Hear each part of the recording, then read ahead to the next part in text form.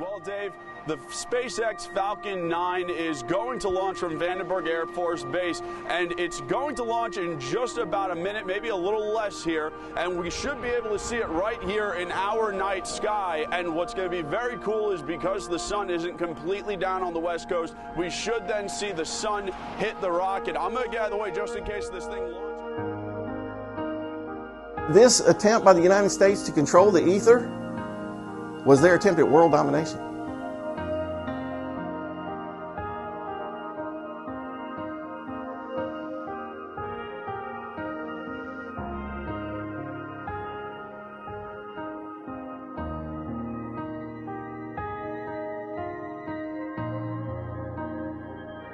This is a Russian document that I guess we stole from them, the Central Intelligence Agency.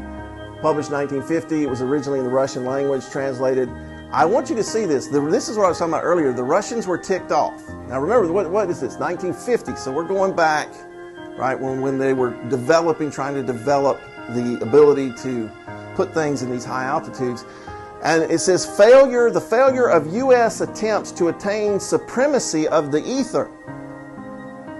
This was top secret classified.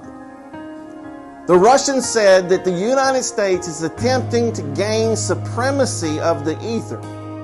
This attempt by the United States to control the ether was their attempt at world domination.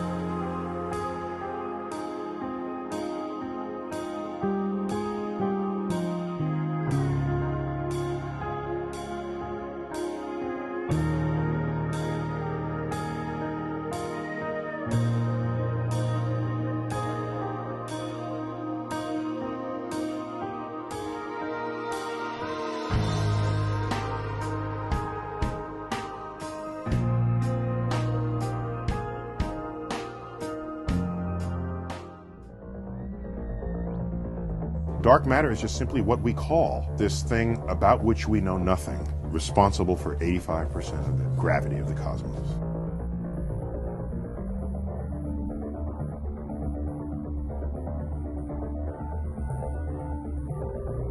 If you don't understand something and the community of physicists don't understand it, that means God did it? Is that how you want to play this game? Because if it is, here's a list of the things in the past that the physicists at the time didn't understand.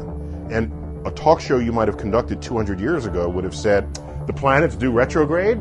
Can't understand that, must be a god. And we'd say, you're right. And then 10 years later we understand it, so what do you do? So if that's how you want to invoke your evidence for God, then God is an ever receding pocket of scientific ignorance that's getting smaller and smaller and smaller as time moves on. Dark matter is just simply what we call this thing about which we know nothing, responsible for 85% of the gravity of the cosmos. And God is an ever receding pocket of scientific ignorance about which we know nothing.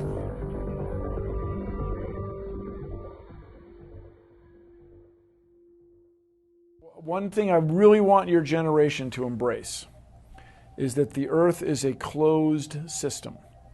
We cannot leave the Earth.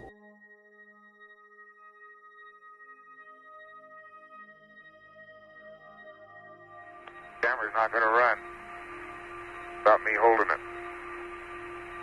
The average D, 20 seconds. Ah, shoot. Okay, let's get off. Forget the camera. 10 seconds. 10 seconds. Port stage pushed. Engine arm is S. Okay, I'm going to get to pro. 99, proceeded. 3, 2, 1. Ignition. Right away, Houston. Vector good. Ag thought. In 1961, President Kennedy boldly declared before a joint session of Congress that the United States would send a man to the moon and return him safely to the Earth within a decade. And as a nation, we set about meeting that goal, reaping rewards that have, in the decades since, touched every facet of our lives. NASA was at the forefront. Many gave their careers to the effort, and some have given far more.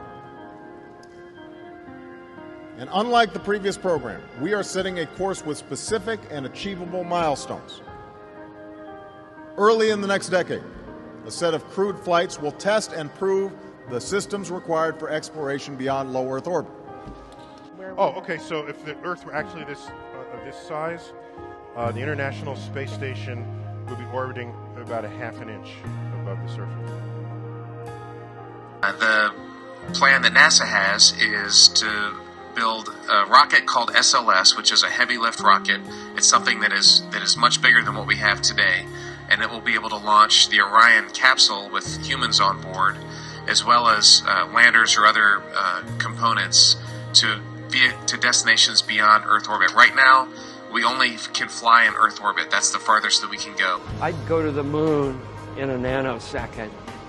The problem is we don't have the technology to do that anymore. We used to, but we destroyed that technology, and it's a painful process to build it back.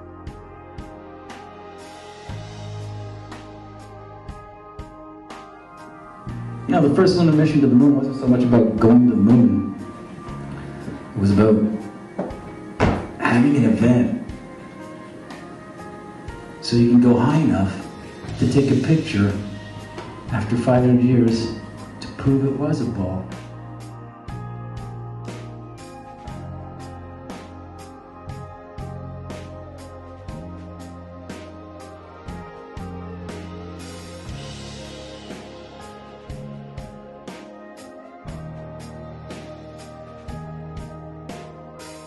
Now, is it really them halfway to the moon? We can still see the Earth through the left window, and it appears that we can see a floodlight off to the left, either that or some sun casting through the hatch window. Or they just turned out the lights in the cabin and pressed the camera up against a round window.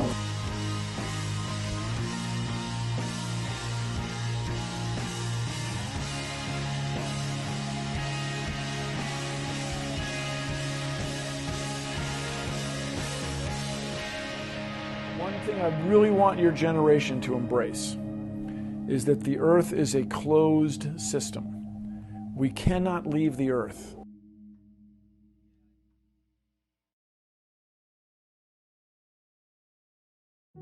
It's just amazing. I mean, the numbers involved, the timing involved, it's a spectacular event.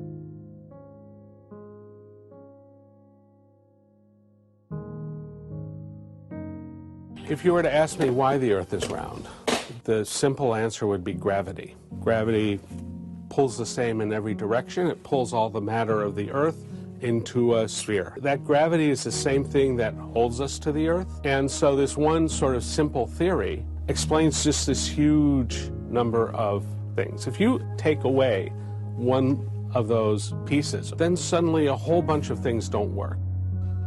What is gravity? No idea. Okay, next question. Wow. No, here's the difference. We can describe gravity. We can say what it does to other things. We can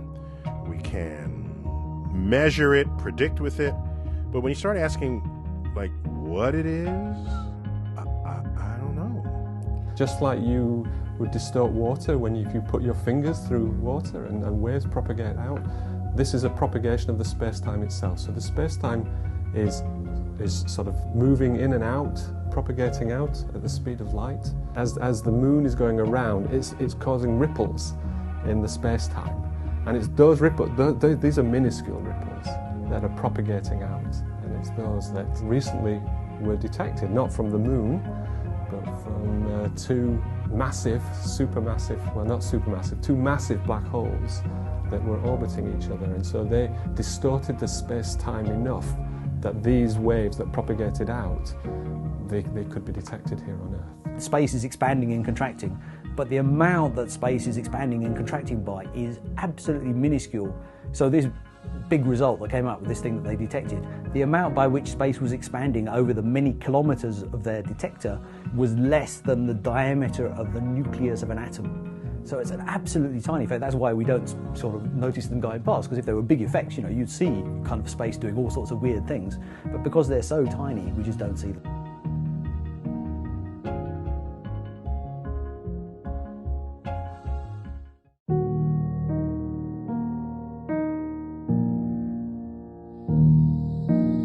And so when I went to school, the Earth was 2 billion years old. Now it's 10 billion years old, but I really didn't go to school that long ago.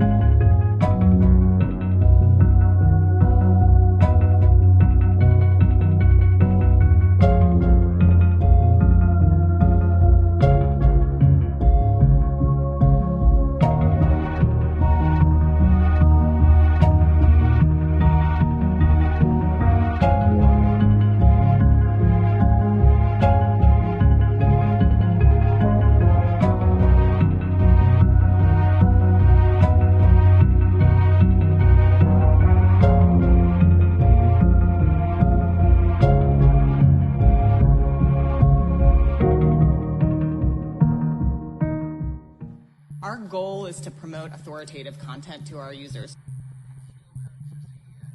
So the first way is by demoting low-quality content and promoting more authoritative content.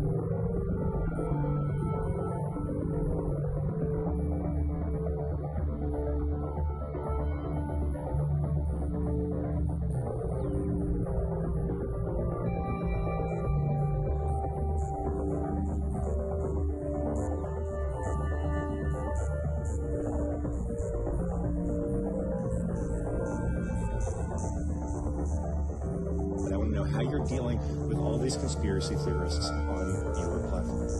So the first way is by demoting low-quality content and promoting more authoritative content, and the second is by providing more transparency for users. So we're introducing boxes that provide factual information at the top of results that have shown themselves to turn up a lot of information that is counterfactual, such as searching for the Earth is flat on YouTube, where you see a lot of... Your response is to put a box saying, nope, the Earth is not flat.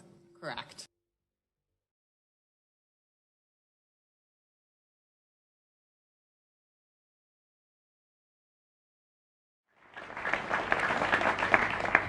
Well, speaking of bombs, what is it that makes America the world's greatest nuclear power? And what is it that will make it possible for us to spend $20,000 million of our taxpayers' money to put some idiot on the moon? Well, it was the great, enormous superiority of American technology, of course, as provided by our great American scientists, such as Dr. Werner von Braun.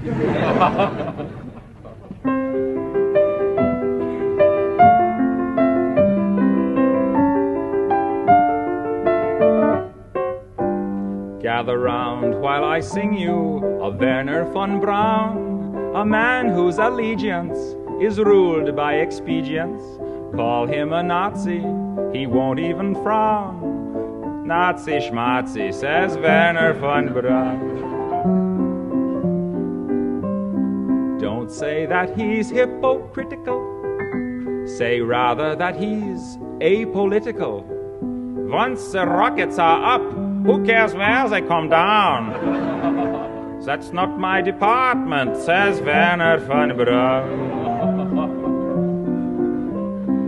Some have harsh words for this man of renown, but some think our attitude should be one of gratitude, like the widows and cripples in old London town, who owe their large pensions to Werner von Braun. You too may be a big hero once you've learned to count backwards to 0. In German or English, I know how to count down.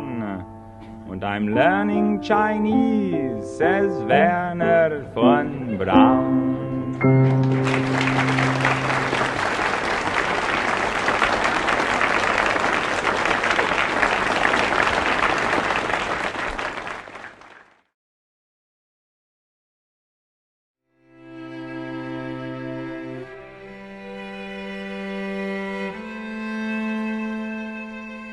To the as yet unborn, to all innocent wisps of undifferentiated nothingness, watch out for life. I have caught life. I have come down with life. I was a wisp of undifferentiated nothingness, and then a little peephole opened quite suddenly. Light and sound poured in. Voices began to describe me and my surroundings. Nothing, they said, could be appealed. They said I was a boy named Rudolph Waltz, and that was that. They said the year was 1932, and that was that. They said I was in Midland City, Ohio, and that was that. They never shut up.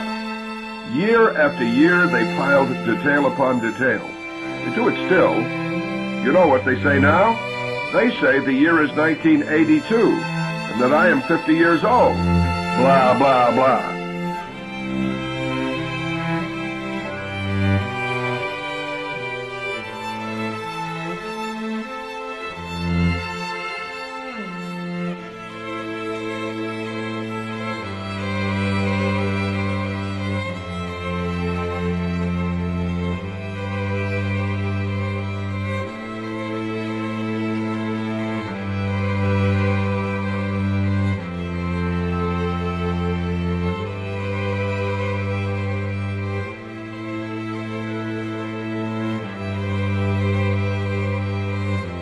You can tell it's real because it looks so fake, honestly.